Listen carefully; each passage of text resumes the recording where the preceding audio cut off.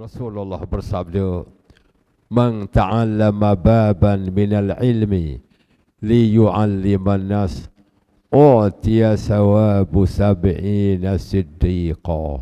Siapa-siapa yang belajar ilmu agama satu bab belajar untuk ajar orang, diberi pahala 70 orang-orang siddiqin, 70 ulama suci, 70 ulama yang suci. Allah ya Rabbi.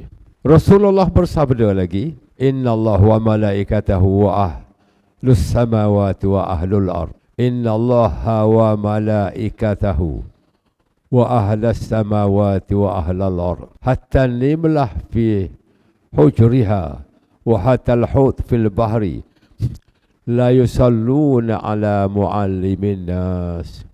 Allah subhanahu wa ta'ala dan seluruh malaikatnya di langit dan seluruh makhluk di bumi, sehinggalah semut-semut dalam lubang, ikan-ikan di lautan, tetap berselawat, berdoa kepada orang yang mengajar agama. Seluruh makhluk berdoa kepada orang mengajar agama. Ya, kalau tak ada orang mengajar tu, kita sesat. Kita tak tahu macam mana kedudukan kita. Bila saja berbincang dengan orang di Tasik Toba, saya tanya, "Tuan, Tasik Toba tu orang-orang Batak tu masih makan orang lagi ke?" Dia kata, "Sebab tidak ada agama, mereka tetap makan orang, makan." Ada dewan mesyuarat. Dewan mesyuarat nak hukum orang yang bersalah dengan dia gulai daging orang itu. Ada dewan, dia kata. Jadi sebab tidak ada agama, akan jadilah macam tu, dia kata. Dan lagi sabda Nabi sallallahu alaihi wasallam, "Kalimatum minal khair yasma'uhal mu'min faya'mal biha wa yu'allimuha khairul lahu min ibadah sanah."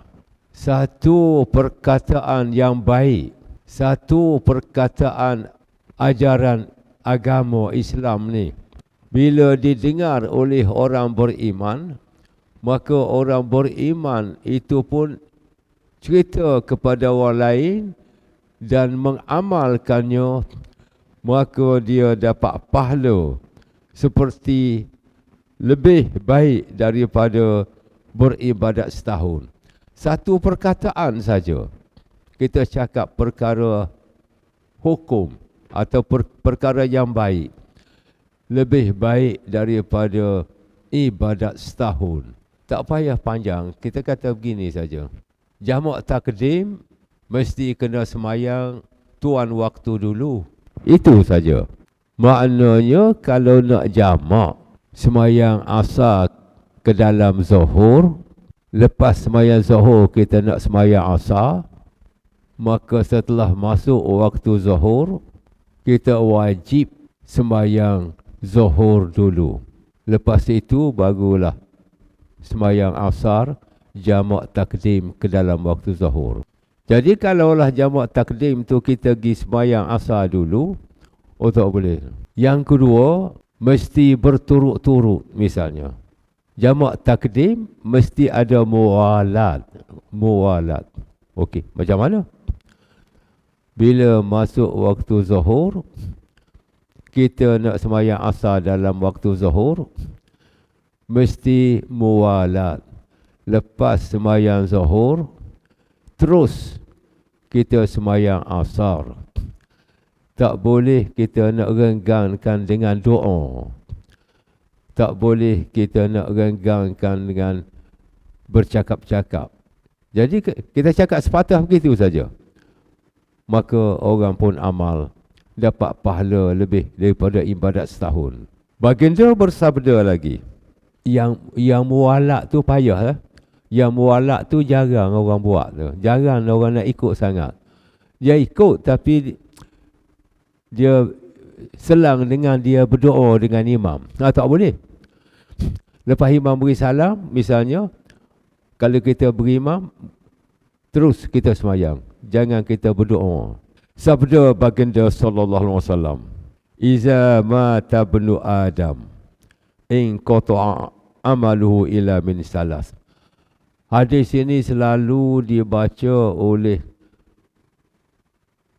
orang-orang yang bersyarah, orang yang mengajar lah. Bila mati anak Adam, putuslah amalan. Betul. Bila kita ni mati, kita tak boleh lagi lah nak buat ibadat. Bila kita dah mati, nak balik semayang tak boleh lagi.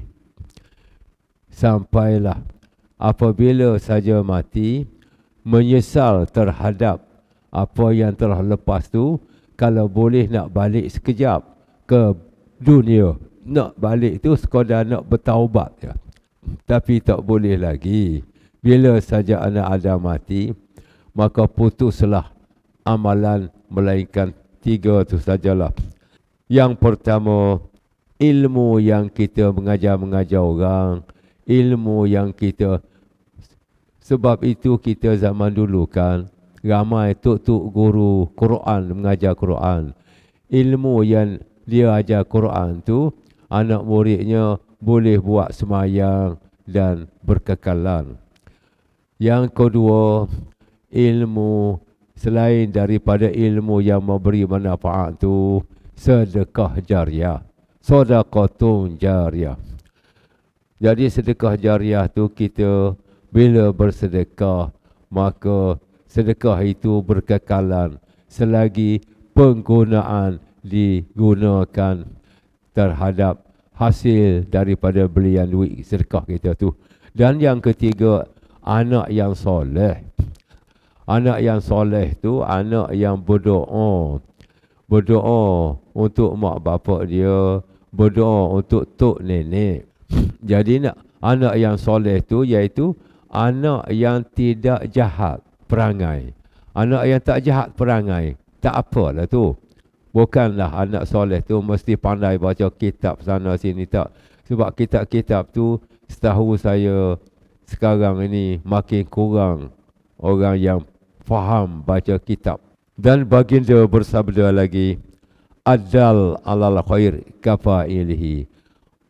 Orang yang menunjuk seseorang supaya buat kebaikan, bila orang tu buat apa yang dia tunjuk, dia dapat pahala seperti orang yang mengerjakannya.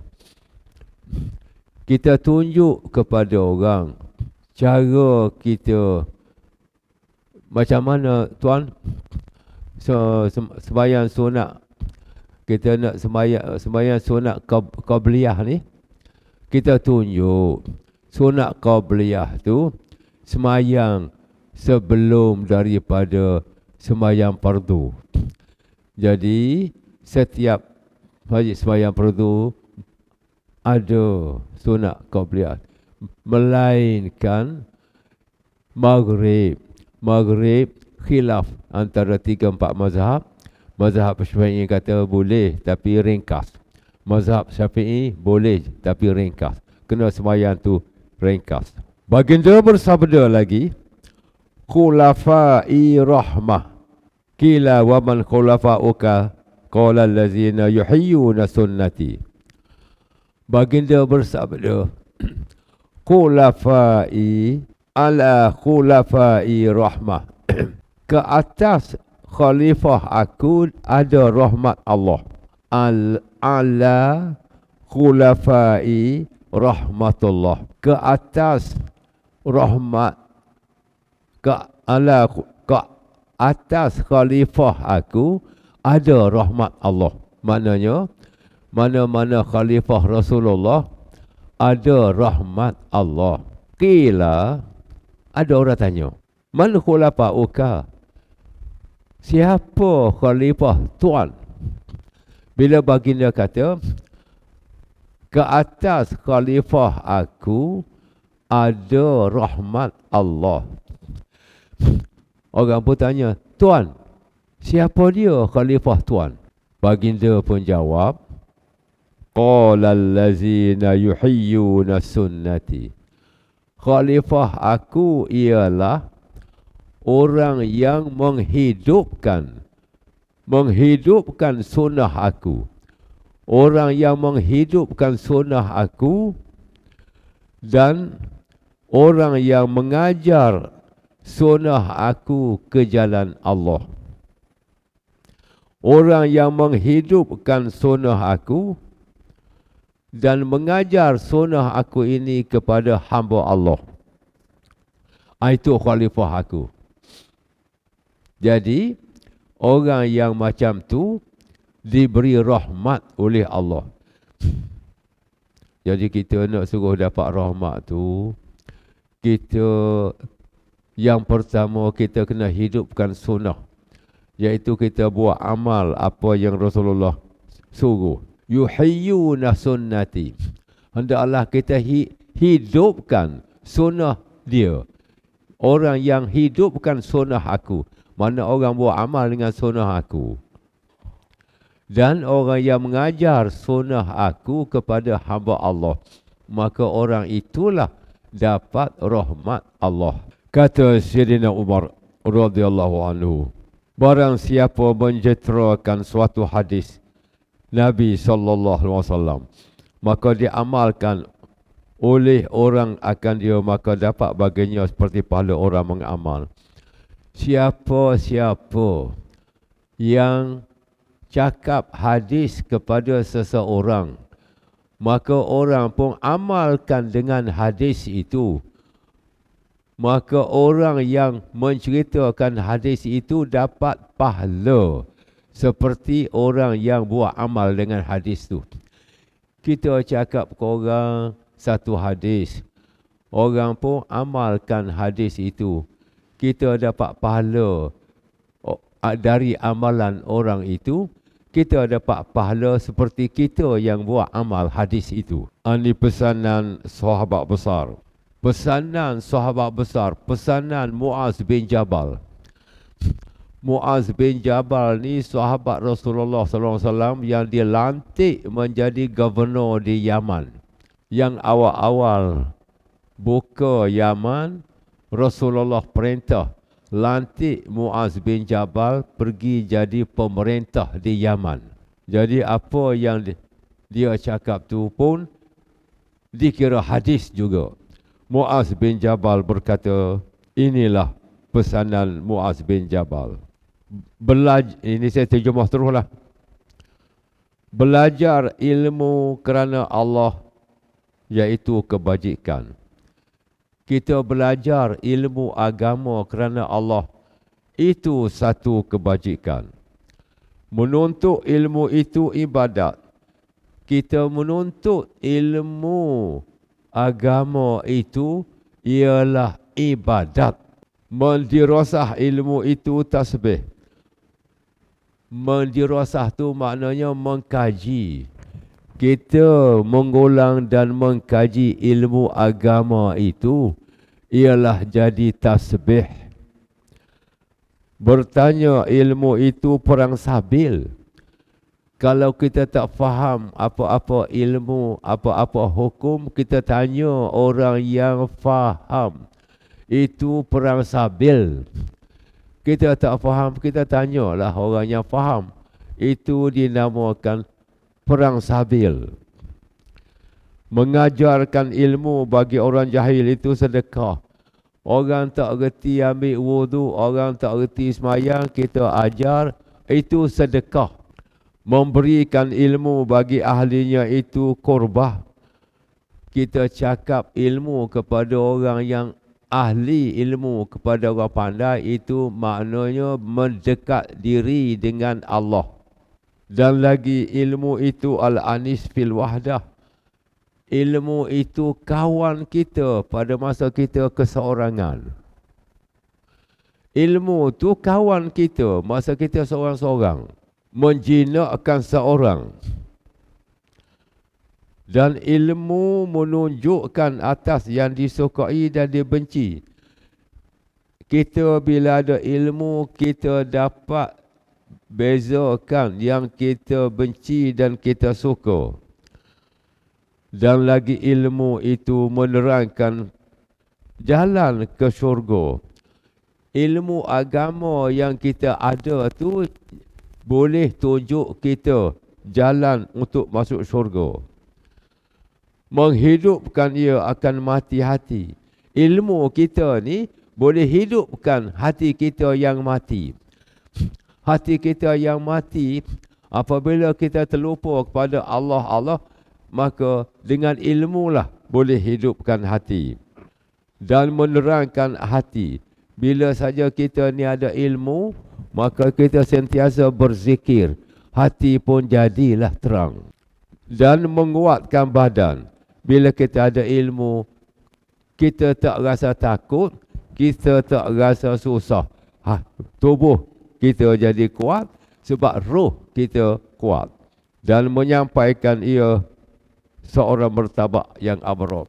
Dengan ada ilmu, kita selalu beribadat dan berzikir.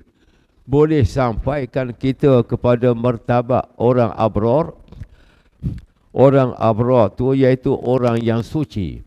Innal abrara lafi na'im. Orang abrar masuk syurga. Wa innal fujar, orang yang jahat, fi jahim, masuk neraka. Orang abrar tu iaitu orang suci. Lawan dia orang fujar, orang kotor, orang jahat. Dan meninggikan dia akan seorang. Dan orang yang ada ilmu agama tu boleh tinggikan derajat. Dan memfikir ilmu itu iaitu menyamai puasa sehari-hari. Kalau kita duduk fikir ilmu, duduk fikir hal ilmu agama tu seperti puasa. Dan menderasah itu menyamai akan beribadat semalam-malam. Kalau kita duduk kaji ilmu, tengok apa hukum sembelih kalaulah dia dekat dah nak mati, kita sembelih, tak tahulah sempat ke tidak. Itu kena tengok. Kalaulah binatang tu kena tembak ke atau kena langgar di kereta, kalau kita sembelih tu, dia tu antara mati dengan tak mati, tak boleh. Tapi kalau binatang sakit, sembelih boleh. Sebab sakit tu dari Allah. Yang kena tembak ataupun kena lagar tu dari manusia. Dan taat kepada Allah. Dan dengan ilmu mengesahkan Allah. Dengan ada ilmu kita boleh mengesahkan Allah. Sebab yang ada ni mesti ada penjadi. Maka segala-gala ni dijadikan. Maka dalam yang segala-gala dijadi itu, siapa yang menjadi? Yang menjadi itulah Allah yang Maha Esa. Dengan dia mengetahui haram dan halal. Dengan ada ilmu kita dapat tahu haram ke, halal ke. Ni tak tahu haram ataupun halal. Dengan dia jadi sah amal. Dengan ada ilmu kita boleh baru sah amal ibadat. Kalau tak ada ilmu, tidak boleh nak buat amal ibadat. Dan dengan dia dapat kemenangan di akhirat. Dengan dia ada ilmu lah kita dapat masuk surga. Dan dengan dia lepas dari api neraka. Dengan ilmu lah kita dapat selamatkan dari neraka jahannam. Dah banyak dosa benar, nak macam mana? Bertaubatlah sebelum mati. Watubu ila bari'ikum. Bertaubat pada Tuhan kamu. Demikianlah cerita dari Muaz bin Jabal.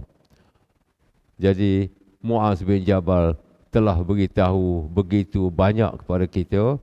Dan insya-Allah minggu depan saya sambung adab orang belajar dan orang mengajar daripada Imam Ghazali ni lah.